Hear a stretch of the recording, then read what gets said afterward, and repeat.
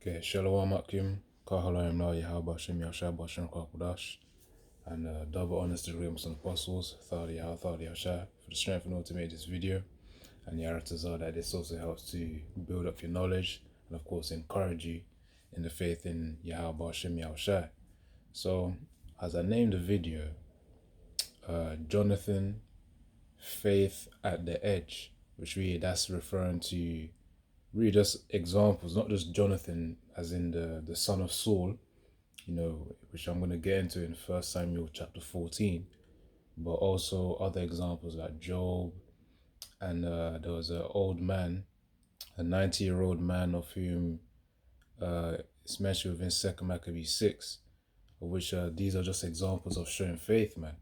And really that faith, the reason why it says faith at the edge, because it's typically when a person's, backed at the corner, closest to the edge of pain, that's when, breakthrough comes out, man, or that's when they achieve that success.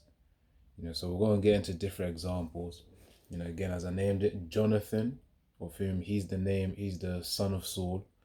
I'm going to read it here soon. And I named Jonathan Faith at the Edge, because it's typically at the edge, that's when, faith, the integrity of faith or the strength of faith is really tested, man.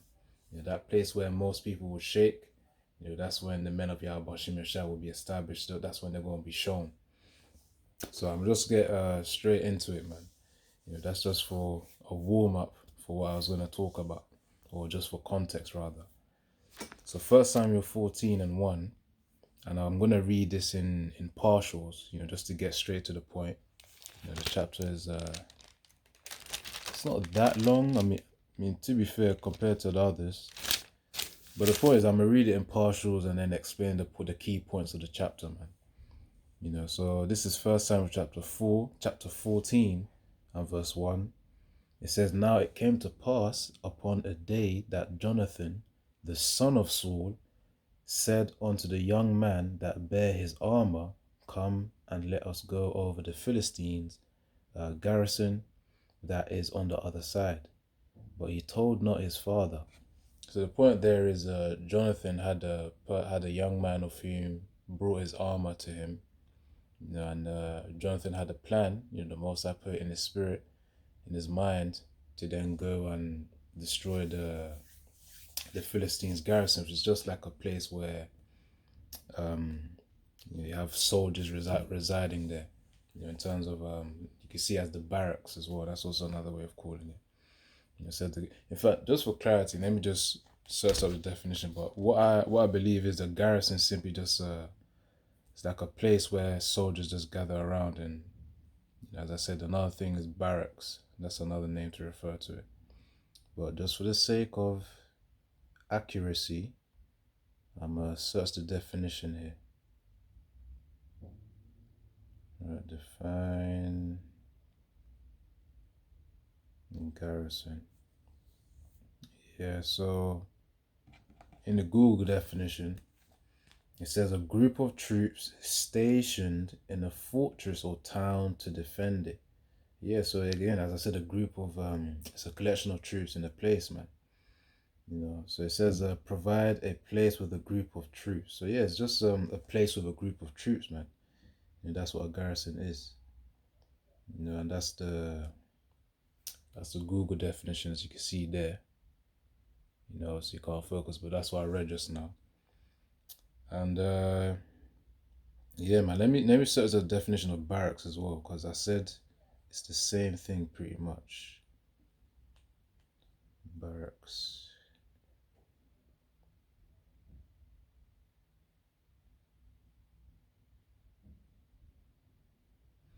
Hold on. I didn't spell that right. Yeah, it said barrack. It says to provide soldiers with accommodation in a building or set of buildings.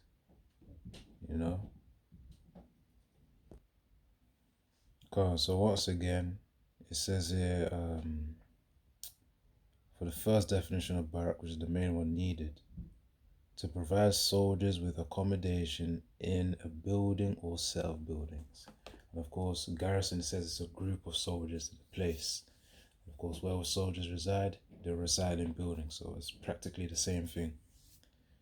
Now, so that's why it says there, come and let us go over the Philistines garrison that is on the other side, but he told not his father. So of course the Most High put in the spirit to go to the garrisons, to again where the soldiers were residing, to kill him. That's essentially what he was gonna do. So getting to the point though, I'm reading from verse 6 now. So 1 Samuel 14 and 6, we'll get to the next part rather, because there's multiple points here. So 1 Samuel 14 and 6, and Jonathan said to the young man that bare his armor, come and let us go over unto the garrison of these uncircumcised. And yeah, because they're heathens, man. They don't follow the customs of Yahweh Shem Yahshai.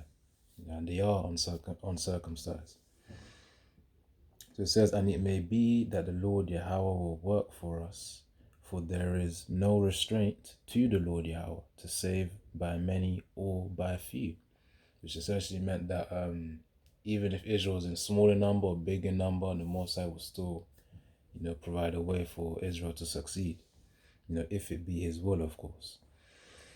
So verse 7, and his armor bearer, that young man mentioned in verse 1, 1 Samuel 14 and 1. It says, and his armor bearer said unto him, do all that is in thine heart, turn thee, behold, I am with thee, according to thy heart. So the young man was saying, he was basically ride and die, that's the point. So let's see. So it says, and his armor bearer said unto him, do all that is in thine heart, turn thee, behold, I am with thee, according to thy heart. So again, he was ride or die with Jonathan, right? Saying, okay, whatever you want to do, I'm going to follow you. That's what the young man said. So verse 8, 1 Samuel 14 and 8, then said Jonathan, behold, we will pass over unto these men, and we will discover ourselves unto them. So this was the first phase of the plan, to reveal themselves unto the Philistines. So they're going to literally go face on with the Philistines, man. Right, so let's see. Hold on. It says in verse 9, if they say thus unto us, tarry until we come to you, then we will stand still in our place, I will not go up unto them. It says, but if they say thus, come up unto us, then we will go up, for the Lord Yahweh hath delivered them into our hand, and this shall be a sign unto us. So the point is, they'll go to them, Jonathan and the young man, they'll go to them. If they say stay, that would be a signal, man, that they're in trouble. But in verse 10 it says, if they say, okay, come up, then that means Yahweh Shem Yahshai has them. And it says, and this shall be a sign unto us. And it says, let me read verse 10 again. 1 Samuel 14 and 10, but if they say thus, come up unto us, then we will go up, for the Lord Yahweh hath delivered them into our hand, so into the hand of Israel, and this shall be a sign unto us. So that's when, Jonathan and the young man, they'll have an upper hand, against these Philistines, because of the fact that the Philistines said, okay, come up, and then we'll see what you're gonna do. And it says, both of them discovered themselves. This is verse 11 now. Both of them discovered themselves unto the garrison of the Philistines, and the Philistines said, behold, the Hebrews come forth out of the holes where they had hid themselves. And just for more context as well, in the previous chapter, there was because there's multiple times that the Philistines were fighting with the Israelites, man. But in the previous chapter, in 1 Samuel 13, Israelites were scared, and that's what caused them to hide in the holes, because they realized there was like about 30,000 troops. I'm just get a quick precept on that. 1 Samuel 13. 30,000 troops, man. So of course Israelites, using their reasoning, they said to themselves, no, no, no, that's too much, that's too much. So they were operating in fear. I'm going to read that. So 1 Samuel 13 and 5. And the Philistines gathered themselves together to fight with Israel, 30,000 chariots and 6,000 horsemen, and the people as the sand which is on the seashore in multitude.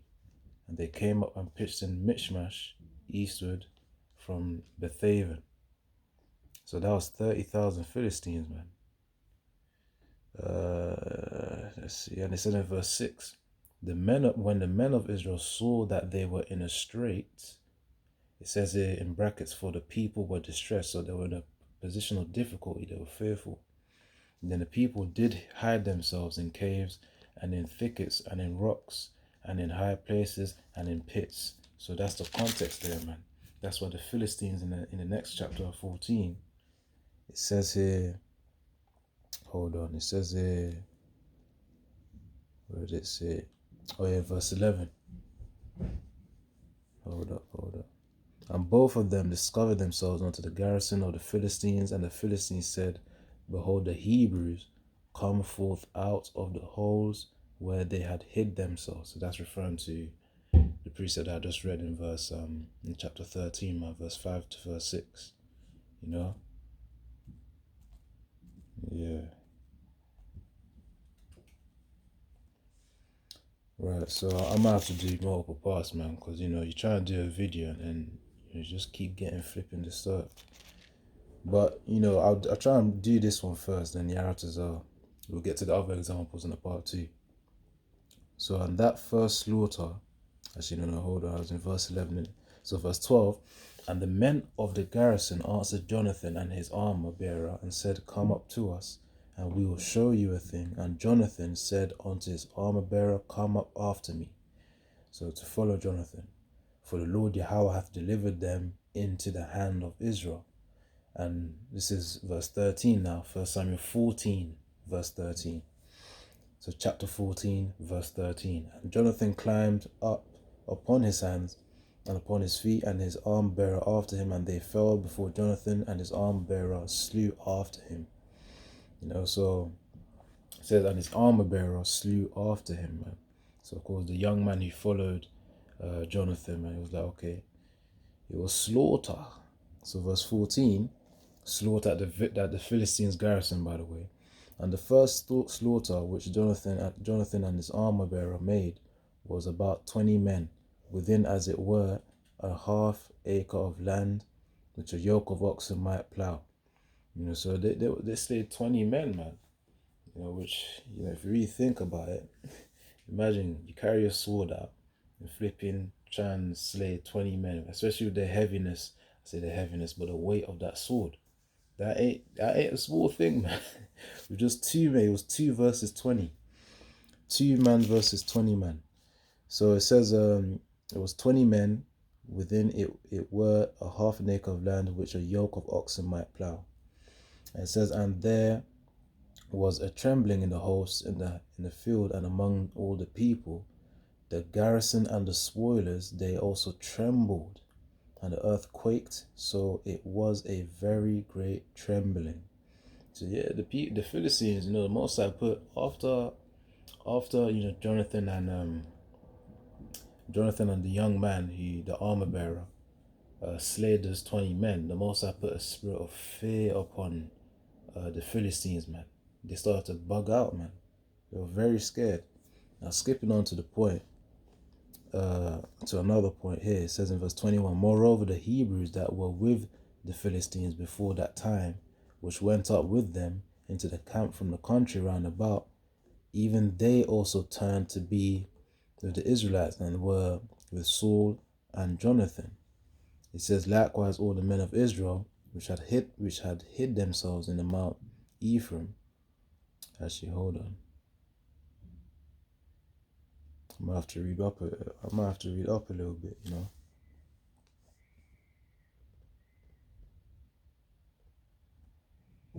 They came about and behold, every man's soul was against his friend. Oh yeah, I definitely need to read up a bit. Alright, let's see.